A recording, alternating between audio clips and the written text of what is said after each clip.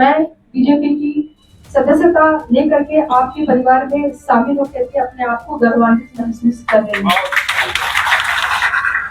लोगों ने कहा बागी है, हकीकत तो यह है कि बागी परिहार विधानसभा की एक जनता हो चुकी थी, क्योंकि उन्हें नेता के तौर पर ऋतु जायसवाल चाहिए था।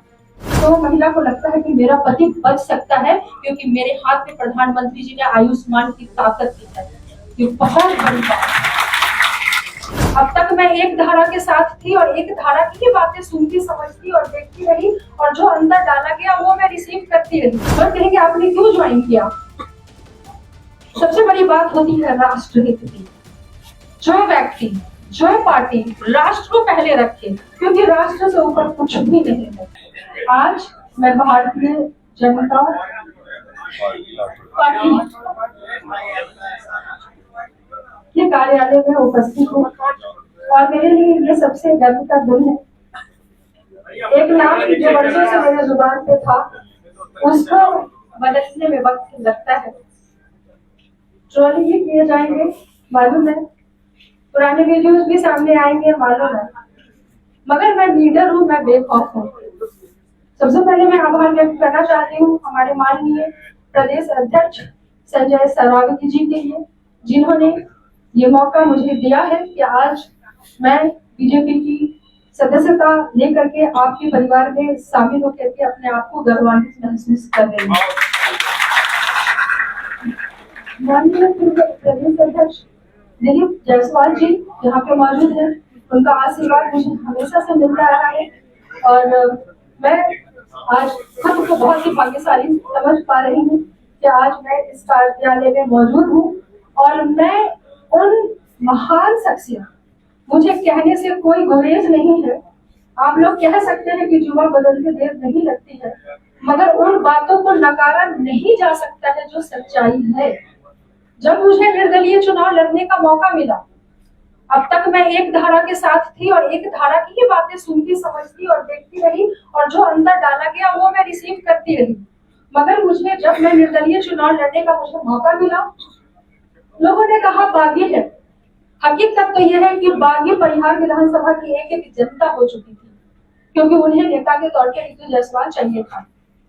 ये नेता का होता है कि वो जनता की आवाज को सुने, जनता की बातों को, उनके दिल में क्या है वो देखना चाहिए।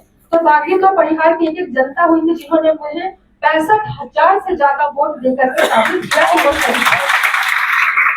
मैं उनकी खुशी आवाज व्यक्त करती हूँ कि चाहे दल कोई भी रहा हो, उन्होंने मुझे कभी साथ नहीं, मैं निर्दलीय थी तब भी, मैं पार्टी से थी तब भी, और आज मैं भाजपा कार्यालय में हूँ तब भी वो पूरी मजबूती से आपके साथ है। और यही मजबूती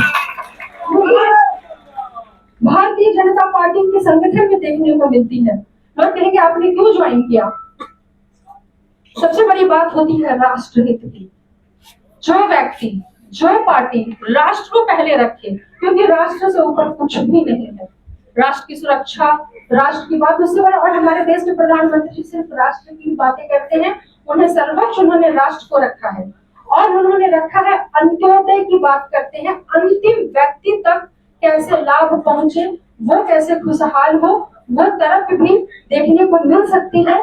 जो हमारे केंद्र की योजना है, प्रधानमंत्री मोदी जी की योजना है, उसके तहत पहले ऐसा होता था कि अगर किसी व्यक्ति को कैंसर हो जाए ना, गरीब व्यक्ति को जिसके जेब में पैसे नहीं है, वो उसी दिन से अपने मृत्यु की तारीख गिनता था कि मैं कब मर जाऊंगा मुझे पता नहीं, ब्रेन हैमरेज हो जाए, हार्ट ट्रांसप्लांट करना हो, स्टंट लगना हो, सोच भी नहीं सकता था कि एक गरीब व्यक्ति जिंदा बच सकता है।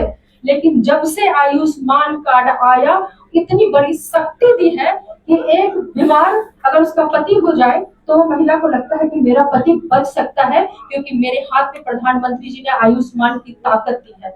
ये बहुत बड़ी बात है। मैंने कहा कि जब मैं 2 धाराओं की वोट को पा रही थी, अब तक मैं एक धारा से प्रभावित रही, एक धारा के विचारों को देखा, लेकिन जब मैं जनता के बीच में लगातार रही और मुझे दोनों धाराओं के वोट लगभग बराबर पड़े, तो मैंने देखा तो समस्याएं तो सबकी एक सी है। क्या ये धारा, क्या वो धारा, सबकी समस्याएं एक सी है धरातल पे, और उस समस्या को दूर करने की अगर किसी को चिंता है तो वो माननीय देश के प्रधानमंत्री नरेंद्र मोदी जी को। सिर्फ इस वजह से कि हम विपक्ष में बैठे हैं तो कुछ भी कहते रहे, महंगाई बढ़ी, क्या क्या नहीं झेला देश ने, कोरोना के 3 बार को उन्होंने झेला। बड़े से बड़े देश जहां चढ़मड़ा गए, अर्थव्यवस्था ठप पड़ गई, वहां हिंदुस्तान खड़ा रहा। रसिया यूक्रेन जैसे युद्ध को झेला, लेकिन हिंदुस्तान खड़ा रहा, अर्थव्यवस्था खड़ी रही। आज जो स्थिति है, लगातार जो वैश्विक अशांति का माहौल फैला है, उसमें लोग कहते हैं अच्छा तेल का दाम बढ़ रहा है, अच्छा ये हो रहा है, ये सरकार में हो रहा है।